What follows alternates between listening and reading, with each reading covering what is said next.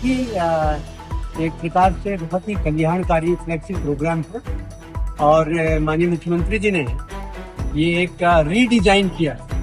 पहले कुछ ऐसी सामग्री हम दे देते थे कि उसका दुरुपयोग की भी यथाकथा शिकायतें मिलती थी, कभी कभार लोग सामान बाजार में बेचते थे। इसलिए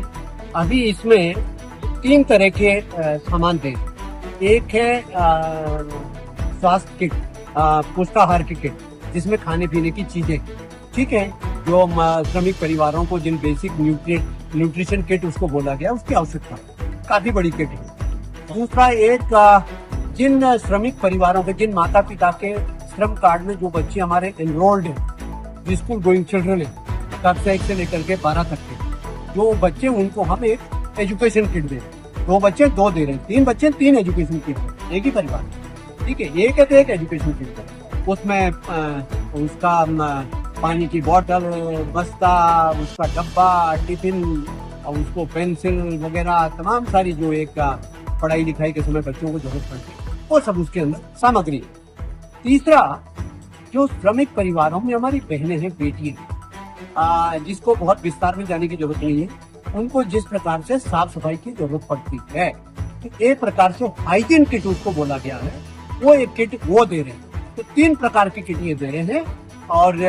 इस प्रकार से टेक केयर किया जा रहा है। और एक बात ध्यान रहे, ये जो जिन श्रमिकों के हम कार्ड बनाते हैं, ये केवल इन योजनाओं तक सीमित नहीं है। जैसा मैंने अभी बताया, जिनके पास एक जो कार्ड होल्डर्स है, उनके पास ESI के तहत यदि इलाज के लिए जाते हैं, जो हमारे एम्पेनल्ड हॉस्पिटल, उसमें लाखों रुपए का इलाज फ्री है, आयुष्मान से लगा के लाखों रुपए को उन श्रमिक परिवारों को उसका इलाज फ्री है। यदि कोई दुर्भाग्य से कोई दुर्घटना हो जाती है और श्रमिक की मौत हो जाती है, तो उसके परिवार को ये कार्ड 4 लाख रुपए मुआवजा देते हैं। इन श्रमिक परिवारों की जो बेटी है शादी के लिए, उस शादी के लिए भी भले ही वो सिलसिलेवार तरीके से एक साथ नहीं मिल पाता सबको, लेकिन एक बेटी को हम लोग 50,000 रुपए उसके लिए शादी के लिए अनुदान देते हैं। तीसरी बात, यदि श्रमिक परिवारों के कोई बच्चे प्रोफेशनल एजुकेशन, होशियार है बच्चा, मेडिकल में जा रहा है, इंजीनियरिंग में जा रहा है, पढ़ाना जा रहा है, लेकिन उसकी आर्थिक स्थिति नहीं है, तो इन कार्ड होल्डर्स को सरकार श्रम विभाग हमारा उसके अंदर हम मुआवजा भी देते हैं। तो बहुत ही महत्वाकांक्षी योजना है ये, और इसीलिए मोदी जी का जो मूल विचार है, केवल ऐसा नहीं है कि केवल चुनाव में आओ, ताली बजो और कुछ बांट दो और कुछ बता दो और उसके बाद कह दो तुम्हारा ये माफ हो जाएगा और चलते नहीं। उस परिवार का बच्चे से लेकर के बच्चे को टेक केयर कर रहे हैं, जो बहन है, माँ है, उसकी हेल्थ एंड हाइजीन की चिंता कर रहे हैं, उनके पुरस्कार की चिंता कर रहे हैं, आगे चल करके उनके पढ़ाई लिखाई की चिंता कर रहे हैं, दुर्घटना वगैरह हो जाए तो उन परिवार को सपोर्ट करने का। और यदि मजदूर का कोई अंग भंग हो जाए, जिसके पास ये कार्ड, जिस मजदूर का अंग भंग हो गया गुरमेल भाई, तो उस मजदूर को बाकायदा ता जिंदगी